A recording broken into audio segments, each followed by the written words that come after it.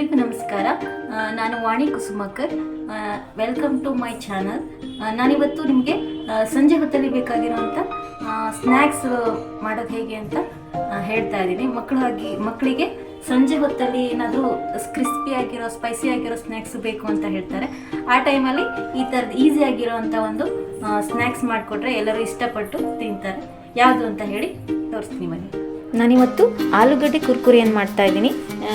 ಆಲೂಗಡ್ಡೆ ಕುರ್ಕುರೆಗೆ ನಾನು 2 ಆಲೂಗಡ್ಡೆಯನ್ನು ಚೆನ್ನಾಗಿ ಬಾಯ್ಲ್ ಮಾಡಿ ಈ ಥರ ಪೇಸ್ಟ್ ಮಾಡಿ ಇಟ್ಕೊಂಡಿದ್ದೀನಿ. ನೀಟಾಗಿ ಮಾಡ್ಕೋಬೇಕು, ಗಂಟುಗಳು ಇದ್ದೇ ಇರೋ ಥರ ಪೇಸ್ಟನ್ನು ಮಾಡ್ಕೋಬೇಕು. ಆನಂತರ ಒಂದು 1/4 ಟೀ ಸ್ಪೂನಷ್ಟು ಚಾಟ್ ಮಸಾಲ ತೊಗೊಂಡಿದ್ದೀನಿ. ನಂತರ ಅರ್ಧ ಟೀ ಸ್ಪೂನು ಖಾರದ ಪುಡಿ, ಕೊತ್ತಂಬರಿ ಸೊಪ್ಪು, ಆಮೇಲೆ 2 ಸ್ಪೂನು ಮೈದಾ ಮತ್ತು 2 ಸ್ಪೂನು ಕಾರ್ನ್ಫ್ಲೋರನ್ನು ತೊಗೊಂಡಿದ್ದೀನಿ. ಇದೆಲ್ಲವನ್ನು ಒಂದು ಬೌಲಲ್ಲಿ ಮಿಕ್ಸ್ ಮಾಡ್ಕೊಳ್ಳೋಣ. ನಾನಿವಾಗ ಈ ಆಲೂಗಡ್ಡೆಗೆ ಖಾರದ ಪುಡಿಯನ್ನು ಹಾಕ್ತಾಯಿದ್ದೀನಿ. ನಂತರ ಕೊತ್ತಂಬರಿ ಸೊಪ್ಪು, ಚಾಟ್ ಮಸಾಲ ಇವೆಲ್ಲವನ್ನು ಈ ಥರ ನೀಟಾಗಿ ಮಿಕ್ಸ್ ಮಾಡ್ಕೋಬೇಕು.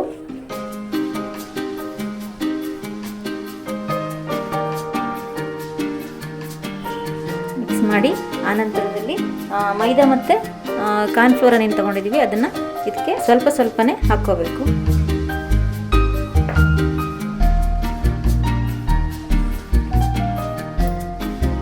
ಇದಕ್ಕೆ ನಾನು ಉಪ್ಪನ್ನು ಆ್ಯಡ್ ಮಾಡಿದ್ದೀನಿ. ರುಚಿಗೆ ತಕ್ಕಷ್ಟು ಉಪ್ಪನ್ನು ಹಾಕ್ಕೋಬೇಕು. ಎಲ್ಲವನ್ನು ಹಾಕಿ ಚೆನ್ನಾಗಿ ನೀರು ಹಾಕೋದು ಬೇಡ, ನೀರು ಹಾಕದೆ ಹಾಗೇ ಇದರಲ್ಲಿ ಕಲಿಸ್ಕೋಬೇಕು. ಯಾಕಂದರೆ ಆಲೂಗಡ್ಡೆಯಲ್ಲಿ ಸ್ವಲ್ಪ ನೀರಿನ ಅಂಶ ಇರುತ್ತೆ, ಹಾಗಾಗಿ ಹಿಟ್ಟು ಎಲ್ಲ ಇದರಲ್ಲಿ ಚೆನ್ನಾಗಿ ಮಿಕ್ಸ್ ಆಗುತ್ತೆ, ನೀರಿನ ಅವಶ್ಯಕತೆ ಇರೋದಿಲ್ಲ. ಹಾಗೆ ಇದನ್ನ ಚೆನ್ನಾಗಿ ಎಲ್ಲ ಮಿಕ್ಸ್ ಆಗೋವರೆಗೆ ಈ ಥರ ಕಲಿಸ್ಕೋಬೇಕು. ಇದು ರೆಡಿಯಾಗಿದೆ. ಇವಾಗ ನೀವು ಮೈದಾ ಅಥವಾ ಕಾರ್ನ್ಫ್ಲೋರನ್ನು ಜಾಸ್ತಿ ಹಾಕೋದು ಬೇಡ, ಯಾಕಂದರೆ ಆಲೂಗಡ್ಡೆಗೆ ಎಷ್ಟು ಹಿಡಿಸತ್ತೆ ಅಷ್ಟು ಮಾತ್ರ ಹಾಕಿ. ನಾನು ಜಾಸ್ತಿ ಇಟ್ಕೊಂಡಿದ್ದೆ ಅಷ್ಟೇ, ಅಷ್ಟನ್ನು ಹಾಕಿಲ್ಲ. ಇಷ್ಟ ಆಗಿದ್ರೆ ಇದು ರೆಡಿಯಾಗಿರುತ್ತೆ. ನಾವಿವಾಗ ಇದನ್ನು ಯಾವ ಶೇಪಿಗೆ ಬೇಕೋ ಆ ಶೇಪಲ್ಲಿ ಮಾಡ್ಕೋಬೋದು. ನಾನು ಇದನ್ನು ಸ್ಕ್ವೇರ್ ಶೇಪಲ್ಲಿ ಮಾಡ್ಕೊತಾ ಇದ್ದೀನಿ. ನೋಡಿ, ಈ ಥರ ಮಾಡಿ ಇಟ್ಕೋಬೋದು. ಇಲ್ಲಾಂದರೆ ನಿಮಗೆ ಯಾವ ಥರ ಶೇಪು ಕುರ್ಕುರೆ ಅಂದ ತಕ್ಷಣ ಈ ಶೇಪಲ್ಲಿ ಬರುತ್ತೆ, ಈ ಥರನೂ ನೀವು ಮಾಡ್ಕೋಬೋದು. ನೋಡಿ, ಹೀಗೆ ಮಾಡಿಕೊಂಡ್ರೂ ಆಗುತ್ತೆ. ಆದರೆ ಆಲೂಗಡ್ಡೆನ ಚೆನ್ನಾಗಿ ಬೇಯಿಸ್ಕೋಬೇಕು. ಗಂಟುಗಳು ಇರದೇ ಇರೋ ಥರ ಮ್ಯಾಶ್ ಮಾಡ್ಕೋಬೇಕು. ಗಂಟುಗಳಿದ್ದರೆ ಇದು ಎಣ್ಣೆಲಿ ಬೇಯಿಸ್ಬೇಕಾದ್ರೆ ಸಿಡಿಯುತ್ತೆ. ಹಾಗಾಗಿ ಮತ್ತೆ ಹೇಳ್ತಾ ಇದ್ದೀನಿ, ಆಲೂಗಡ್ಡೆನ ನೀಟಾಗಿ ಮ್ಯಾಶ್ ಮಾಡ್ಕೊಳ್ಳಿ. ನೋಡಿ, ಇದು ಶೇಪಲ್ಲಿ ಬಂತು. ಈ ಥರ ಎಲ್ಲವನ್ನು ರೆಡಿ ಮಾಡ್ಕೊಳ್ಳೋಣ.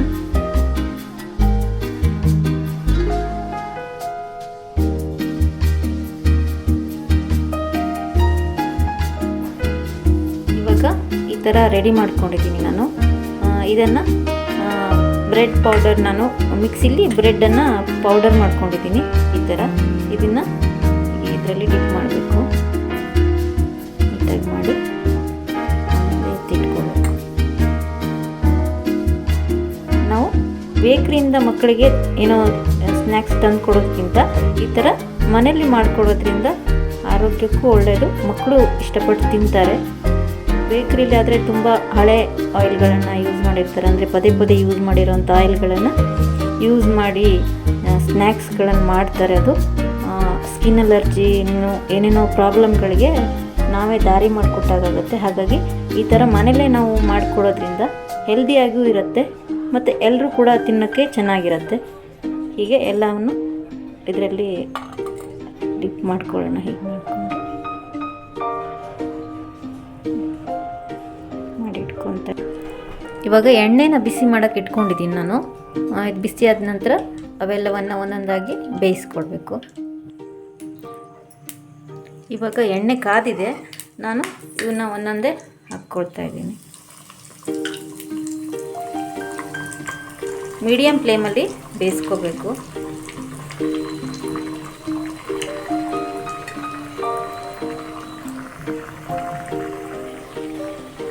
ಇವಾಗ ಇದನ್ನು ಮಗ್ಚ್ ಹಾಕ್ತಾ ಇದ್ದೀನಿ.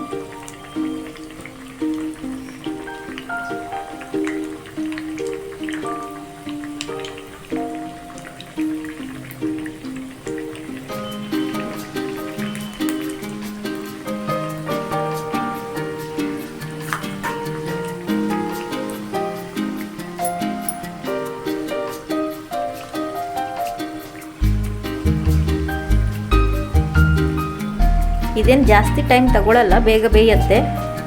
ನೋಡಿ ಬೇಯ್ತಾ ಇದೆ ಇವಾಗ.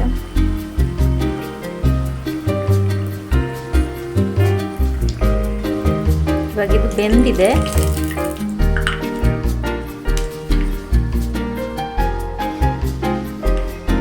ಇದನ್ನ ಒಂದು ಟಿಶ್ಯೂ ಪೇಪರ್ಗೆ ಹಾಕ್ತೀನಿ. ನಂತರ ಉಳಿದಿರೋ ಇವನ್ನೆಲ್ಲ ಬೇಯಿಸ್ಕೊಳ್ತಾ ಇದ್ದೀನಿ.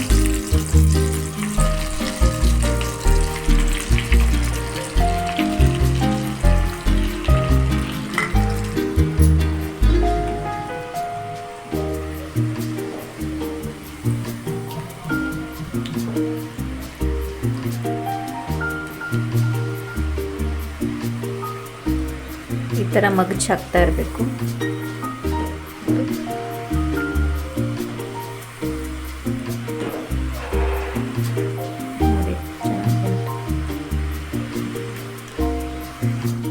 ಇವಾಗ ಇದು ಬೆಂದಿದೆ, ತೆಗಿತಾ ಇದ್ದೀನಿ.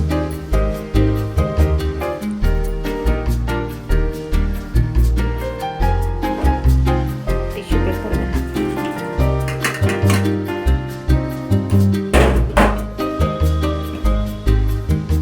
ಹಾಲು ಕುರ್ಕುರೆ ರೆಡಿಯಾಗಿದೆ. ಟೊಮೆಟೊ ಕೆಚಪ್ ಜೊತೆ ತಿನ್ನೋದಕ್ಕೆ ಚೆನ್ನಾಗಿರುತ್ತೆ. ನೀವು ಹಾಗೆ ಆದರೂ ತಿನ್ಬೋದು. ಅಷ್ಟು ಕ್ರಿಸ್ಪಿಯಾಗಿ ಬಂದಿದೆ. ಹಾಗೆ ನನ್ನ ಈ ರೆಸಿಪಿ ನಿಮಗೆ ಇಷ್ಟ ಆಗಿದ್ರೆ ಲೈಕ್ ಮಾಡಿ, ಶೇರ್ ಮಾಡಿ, ಮತ್ತು ಸಬ್ಸ್ಕ್ರೈಬ್ ಆಗಿ